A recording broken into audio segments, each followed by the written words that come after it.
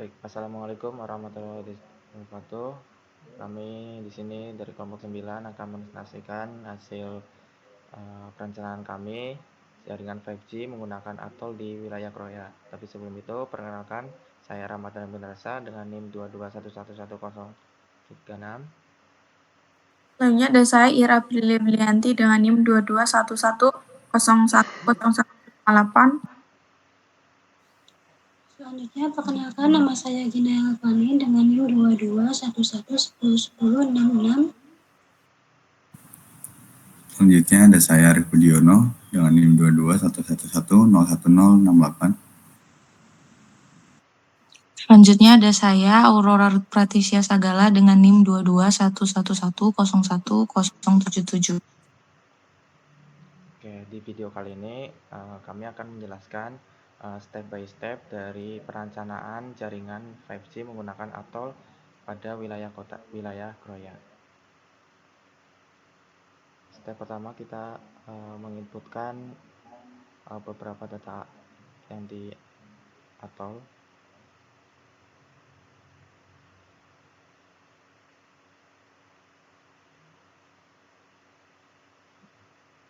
Nah, data atolnya seperti cluster, kemudian height dan juga map Jawa.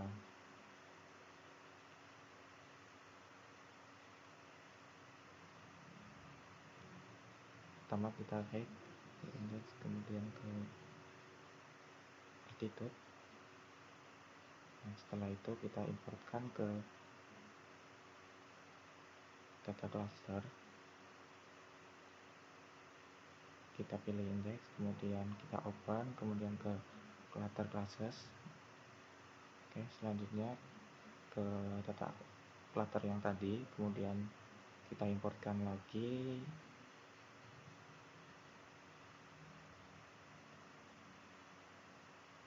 cluster hex. Nah, setelah itu kita importkan map Jawanya.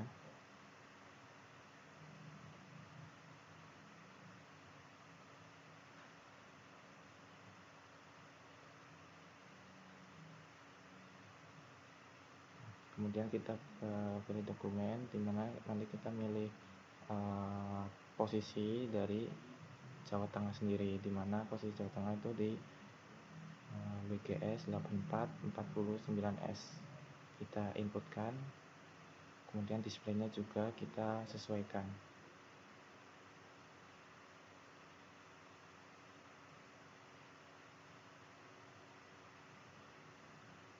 Oke. Selanjutnya kita menginputkan online maps, dimana ini nanti online maps ini fungsi untuk menginputkan wilayah kita.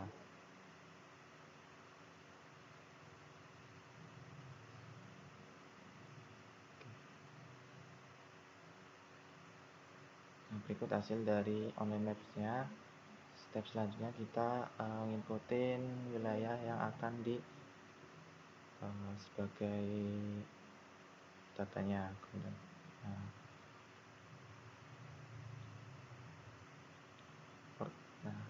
hasilnya seperti ini.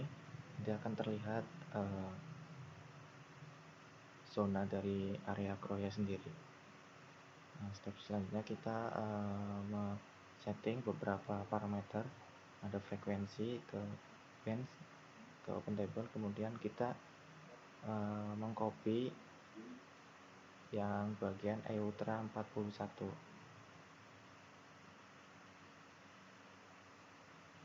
Kemudian kita copy, kemudian kita paste dan kita bikin format baru.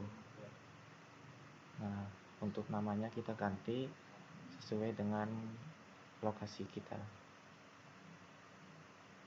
Kemudian kita menggunakan frekuensi 3500 MHz. Kemudian di apply dan oke. Nah, step selanjutnya kita membuat carrier. Nah, di sini ada beberapa parameter carrier-nya. Kita pakai yang 6233 100 MHz.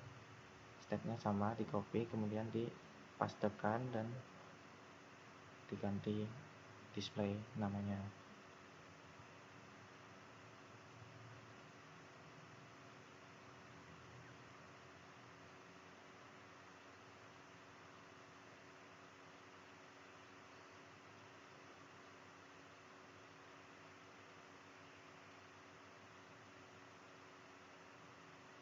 Untuk frekuensi bandnya kita menggunakan yang tadi kita setting, kemudian uplink-nya kita sesuaikan dengan frekuensi yang kita inginkan, yaitu 3500 MHz.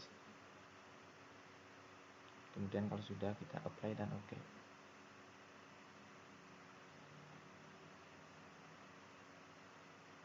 Nah, step selanjutnya kita menghitung atau menginputkan antenanya, kemudian kita mencari minimal frekuensinya untuk mencari TMA-nya sendiri.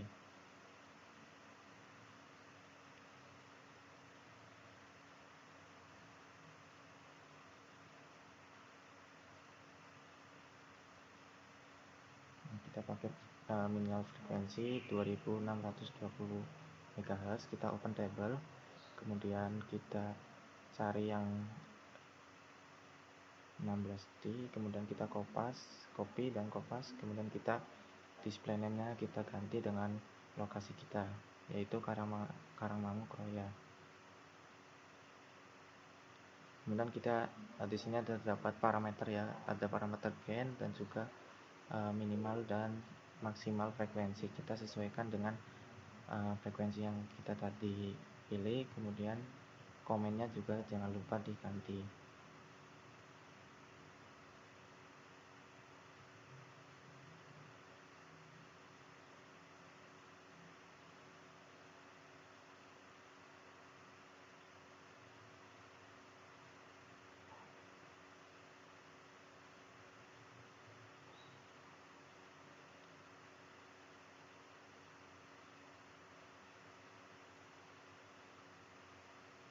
Selanjutnya kita ke TMA. Nah, kita copy untuk men-setting parameter TMA sendiri. Caranya sama dengan copy, kemudian kita klik 2 kali untuk mengganti namanya juga.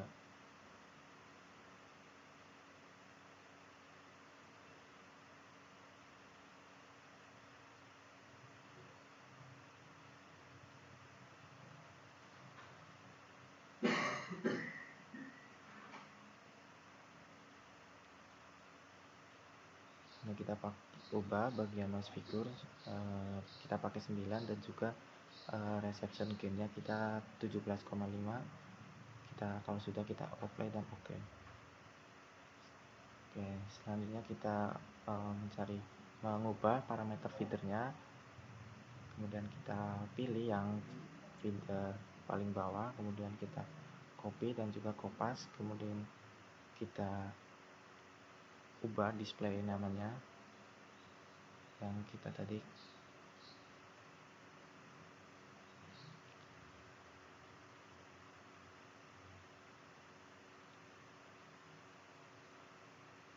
Close parameter sama konektornya kita samain seperti default, tidak bisa diubah-ubah. Kalau sudah kita OK. Kemudian ke bagian transmitter equipment kita open table saja, kemudian kita copy, kemudian kita paste dan kita ubah aja.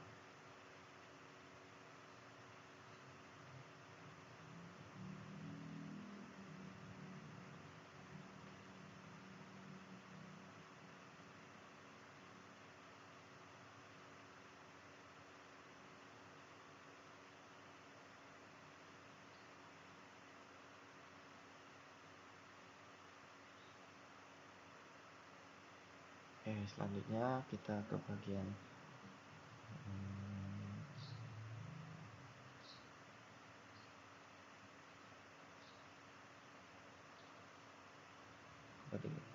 radio equipment. Nah, kita ke bagian propagasi model. Nah, kita pilih yang 3GPP, kemudian klik properties. Nah, di sini ada tampilan configuration, kita ubah ke urban macro. Untuk parameternya kita samain saja default.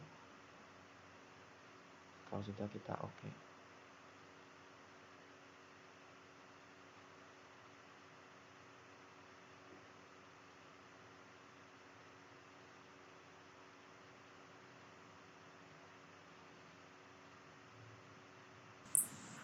Jadi setelah itu kita langsung ke 4G 5G network setting. Untuk stasiun template-nya kita setting parameternya.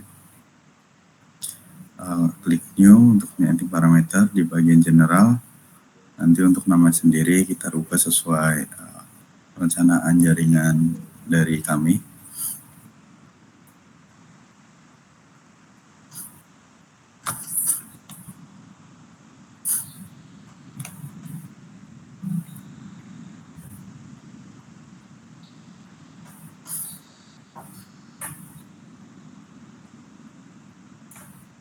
Lalu selanjutnya pada hexagon radius itu diisi 561,2 yang dimana itu sesuai dengan perhitungan link budgetnya. Untuk modelnya kita menggunakan yang sudah kami tetapkan di sebelumnya. Lalu untuk transmission pada number antena kita menggunakan 64 dan resepsinya juga 64. Untuk main radiusnya menggunakan daerah Kroya yang luas wilayahnya kita gunakan pada jaringan perencanaan jaringan ini. Yang dimana pada perencanaan jaringan 5G pada wilayah Kroya itu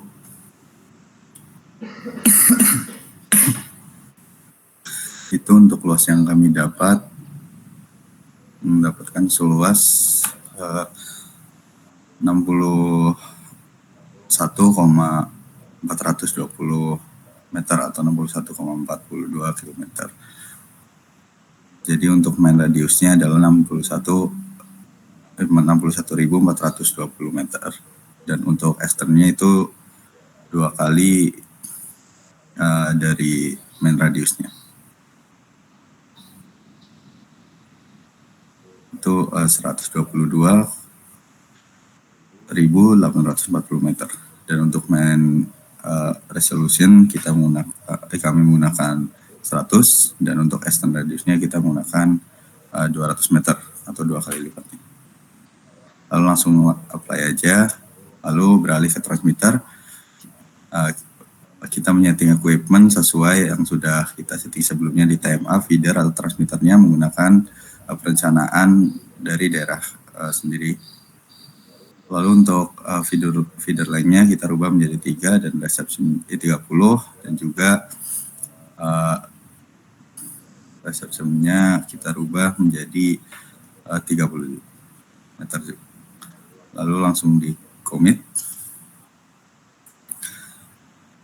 Lalu selanjutnya ke bagian sel. Nah, di bagian sel ini ada beberapa parameter yang kami rubah. Yang pertama di bagian carrier kita menyesuaikan dengan perencanaan kita di Karamau Kroya.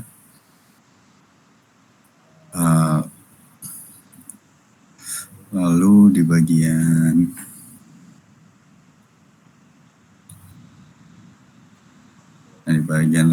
radio equipment kita menggunakan 5G NR radio equipment karena perencanaan kita menggunakan 5G NR.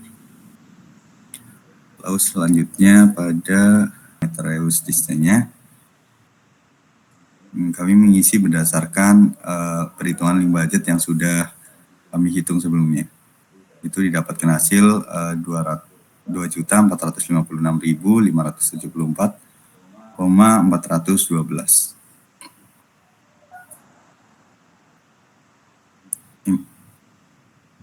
432. Untuk max power-nya kita menggunakan 49. Lalu langsung apply saja dan juga langsung di OK.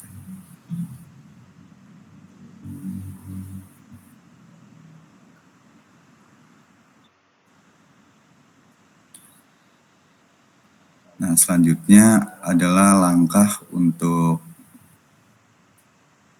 menempatkan sel, di mana langkah ini nanti akan merubah parameter-parameter standar warna dengan yang kami gunakan pada percobaan ini.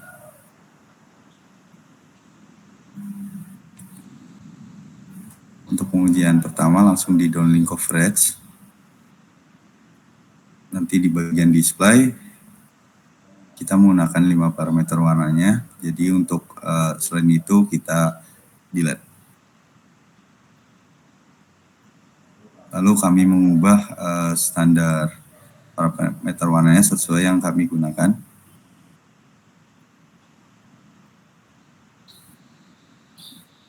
Yang pertama kami menggunakan warna biru.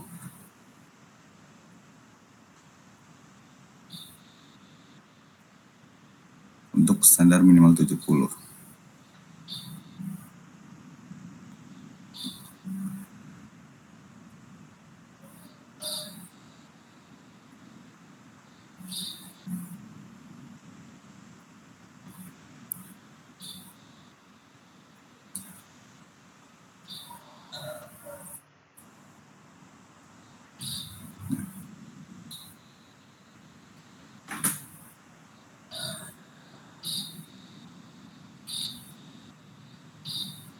Nah, jadi ini adalah standar-standar yang kami gunakan pada percobaan kali ini, yaitu menggunakan warna biru, hijau, kuning, oranye, dan juga merah sebagai parameter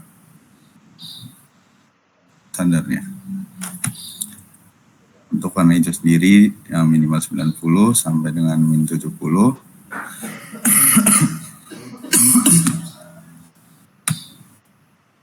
Untuk parameter kuning menggunakan min 110 sampai dengan min 90. Untuk parameter oranye menggunakan min 130.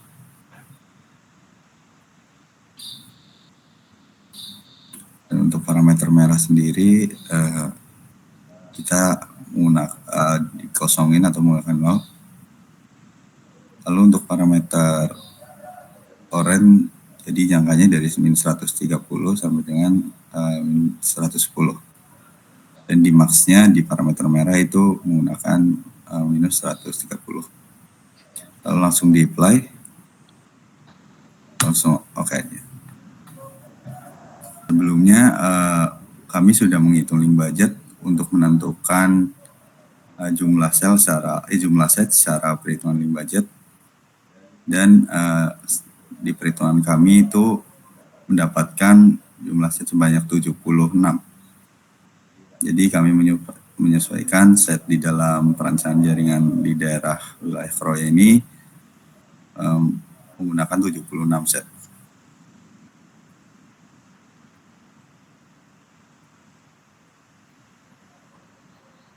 Lalu langsung saja dikalkulat untuk 5G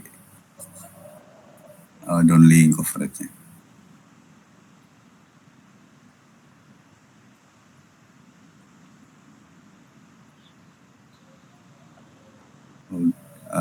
Kita save juga untuk nama dokumennya sesuai dengan nama dokumen kelompok kami. Untuk kelompok 9.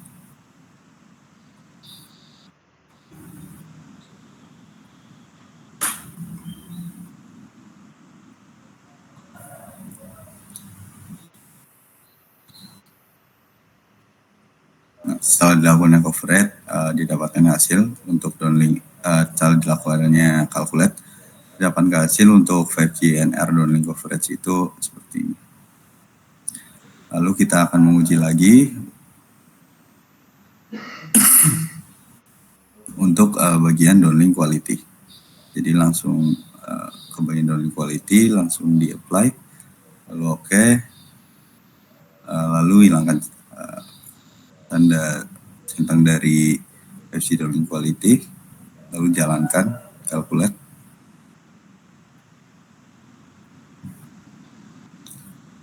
Maka akan dihasilkan hasil dari downlink quality yang setelah dikalkulate pada 5G NR.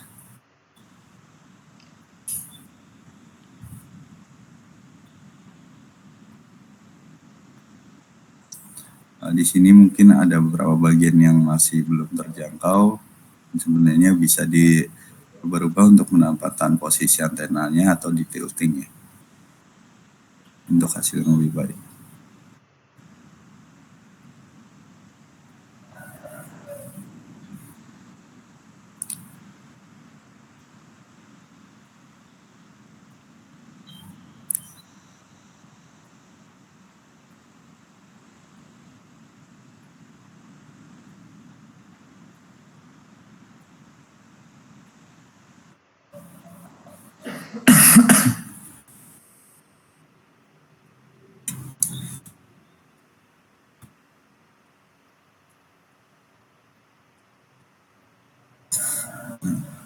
Lalu lanjut lagi ke bagian prediction lainnya, mungkin di sini kami akan menguji bagian uplink coverage.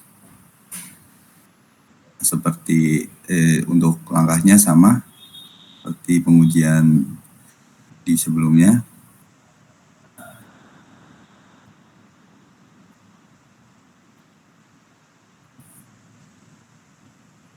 Jadi ini untuk hasil dari uplink coverage-nya.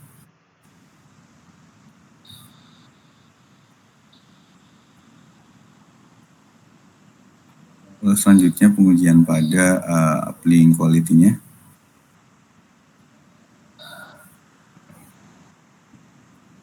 Jadi langsung kita calculate aja.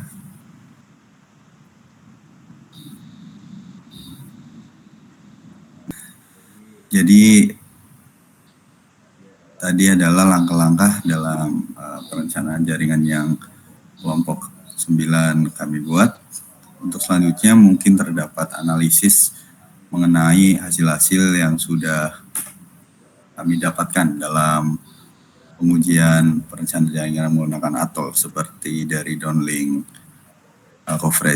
coverage-nya, dari downlink quality, dari uplink coverage, dan dari uplink quality-nya, di mana akan dijelaskan oleh rekan saya tentang analisis tersebut. Berikut ini adalah hasil simulasi downlink coverage 5G NR pada ATOL yang telah kami rancang. Nah, pada gambar ini menunjukkan bahwa seluruh area dalam batas wilayah perencanaan telah tercakup sinyal secara merata.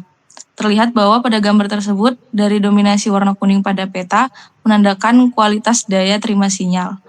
Nah, kualitas daya terima sinyal tersebut berada pada kategori layak hingga baik. Nah, untuk poligon kuning menggambarkan area yang terjangkau sinyal 5G. Sementara untuk puluhan icon site itu menandakan lokasi BTS yang disusun secara merata untuk memastikan distribusi cakupan yang menyeluruh untuk meminimalkan blind spot serta menjaga konsistensi jangkauan di seluruh wilayah. Nah, kemudian downlink coverage sendiri menggambarkan kekuatan sinyal yang diterima oleh pengguna yang dipengaruhi oleh beberapa parameter seperti daya pancar, konfigurasi antena, frekuensi kerja, kondisi clutter, dan kontur wilayah.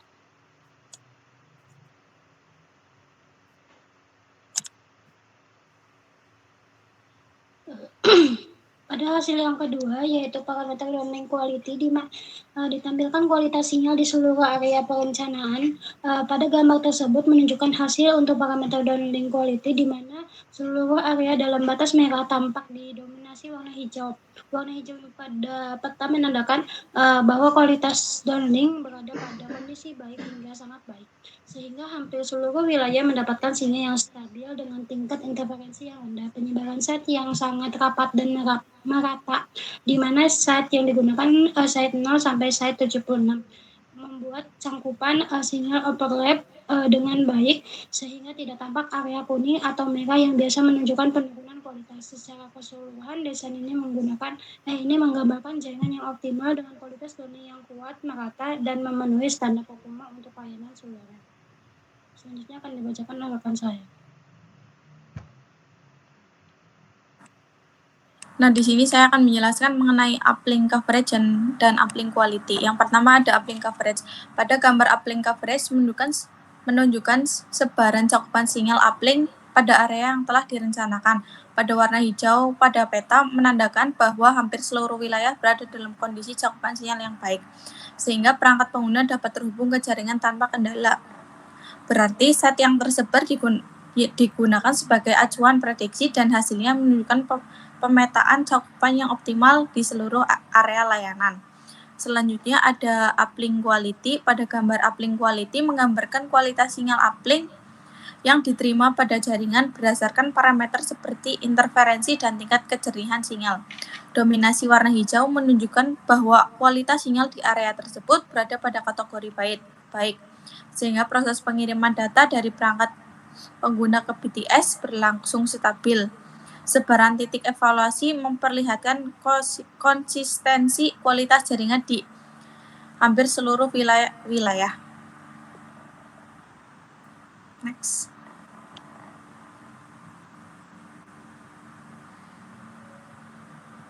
Terima kasih, itu saja mungkin presentasi dari kelompok 9. Jika ada salah kata atau perbuatan mohon dimaafkan. Assalamualaikum warahmatullahi wabarakatuh.